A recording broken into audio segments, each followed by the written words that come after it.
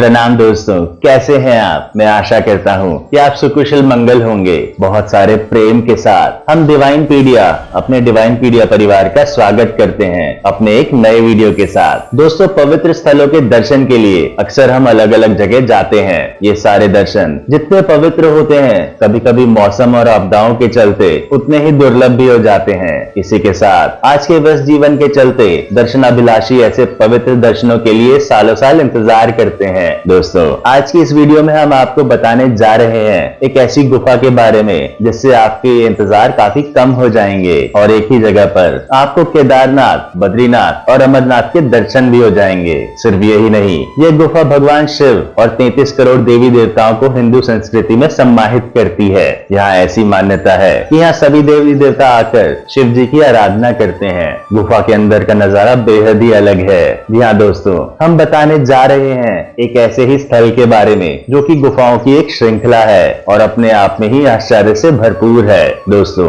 आज हम बात करने जा रहे हैं एक गुफा मंदिर पाताल भुवनेश्वर के बारे में, जो कि भारत में उत्तराखंड के कुमाऊं मंडल के प्रसिद्ध नगर अल्मोड़ा से शेराघाट होते हुए 160 किलोमीटर की दूरी तय कर पहाड़ी वादियों के बीच बसे सम्मानित कस्बे गंगोली हाट में स्थित एक चूना पत्थर की गुफा है। दोस्तों, इस गुफा में बद्रीनाथ में बद्री पंचायत की शिलारूपी मूर्तियां हैं, जिसमें यम, कुबेर, वरुण, लक्ष्मी, गणेश तथा गरुड़ शामिल हैं। तक्षक नाग की आकृति भी गुफा में बनी चट्टान में नजर आती है। इस पंचायत के ऊपर बाबा अमरनाथ की गुफा है तथा पत्थर की बड़ी बड़ी जटाएं फैली हुई हैं। इसी गुफा में काल भैरव की जीभ के दर्शन होते हैं। इसके बारे में मान्यता है कि मनुष्य काल भैरव के मुंह से गर्भ में प्रवेश कर पूंछ तक पहुंच जाए तो उसे मोक्ष की प्राप्ति होती है। दोस्तों, पुराणों में लिखा है कि त्रेता युग में सबसे पहले इस गुफा को राजा ऋतुपूर्ण ने जंगली हिरण का पीछा करते हुए देखा था। द्वापर युग में पांडवों ने यहाँ शिवजी भगवान के साथ चौपट खेला था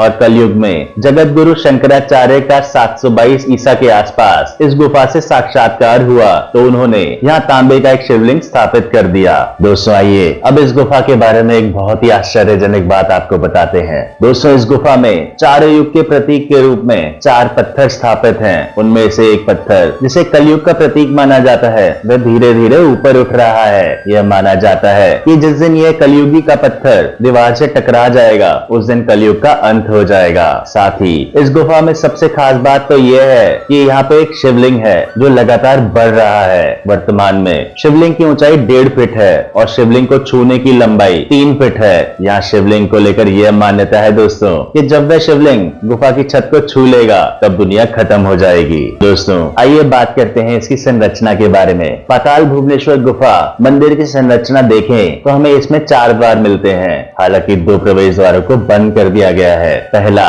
जब भगवान राम ने रामायण काल में युद्ध के दौरान लंका के राजा रावण का वध किया था, और दूसरा महाभारत काल के क्रूर युद्ध के बाद बंद कर दिया गया था। वर्तमान में पाताल भुवनेश्वर मंदिर में 2 प्रवेश द्वार हैं। इन गुफाओं की संरचना को देखते हुए यह स्थल पर्यटकों के लिए आकर्षण का केंद्र बन गया है। यह गुफा लगभग 1 किलोमीटर लंबी है। दोस्तों, इस स्थान के अलावा ऐसा कोई भी स्थान नहीं है जहां पर एक साथ चारों धामों के दर्शन किए जाते हो। प्राचीन कथाओं के अनुसार भगवान शिव जी ने पांडवों के साथ यहाँ चौपट खेली थी। हिंदू धर्म की प्राचीन कथाओं के अनुसार भगवान शिव जी ने क्रोध में आकर भगवान गणेश जी का सिर काट दिया था, लेकिन माता पार्वती के कहने पर हाथी का सिर भगवान गणेश जी को लगा दिया था। माना जाता है भगवान गणेश का कटा हुआ सिर आज भी इसी गुफा में स्थापित है। दोस्तों, ये गुफा 90 फीट नीचे है, जहां बेहद ही पतले रास्ते से होकर इस मंदिर में प्रवेश किया जाता है। जब आप थोड़ा आगे चलेंगे तो आपको यहाँ की चट्टानों की कलाकृति हाथी जैसी दिखाई देगी। फिर से आपको चट्टानों की कलाकृति देखने को मिलेगी जो शेषनागों के राजा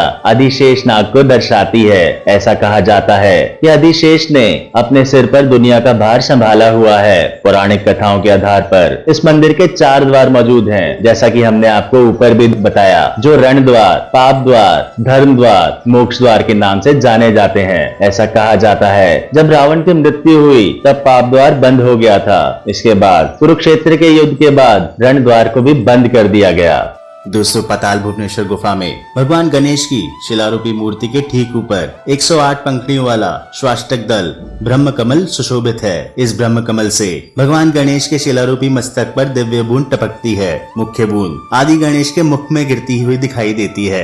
मान्यता यह है कि इस ब्रह्म कमल को भगवान शिव ने ही यहाँ स्थापित किया था। गुफा के प्रथम तल पर भगवान नरसिम्हा के दर्शन होते हैं और कुछ नीचे जाते ही शेषनाग के फनों की तरह उभरी संरचना पत्थरों पर नजर आती है। मान्यता ये भी है कि धरती इसी पे टिकी है। दोस्तों गुफाओं के अंदर बढ़ते हुए छत पर गाय के एक थन की आकृति नजर आती है। ये आकृति कामधेनु गाय का स्तन है और कहा जाता है कि देवताओं के समय इस स्तन से दूध की धारा बहती थी। कलयुग में अब दूध के बदले इसमें से पानी टपक रहा है। दोस्तों इस गुफा के अंदर आपको मुड़ी गर्दन वाला हंस भी दिखाई देगा। एक कुंड के ऊपर बैठा दिखाई देता है ये हंस। दोस्तों ये माना जाता है कि शिव जी ने इस कुंड को अपने नागों के पानी पीने के लिए बनाया था। इसकी देखभाल गरुड़ के हाथ में दी थी, लेकिन जब गरुड़ ने ही इस कुंड से पानी पीने की कोशिश की तब शिव जी ने गुस्से में आकर उसकी गर्दन मोड़ दी। साथ ही साथ दीवारों पर हंस बना दिखाई देता है। कहा जाता है कि ये ब्रह्मा जी का हंस है। दोस्तों गुफा के अंदर एक हवन कुंड भी है।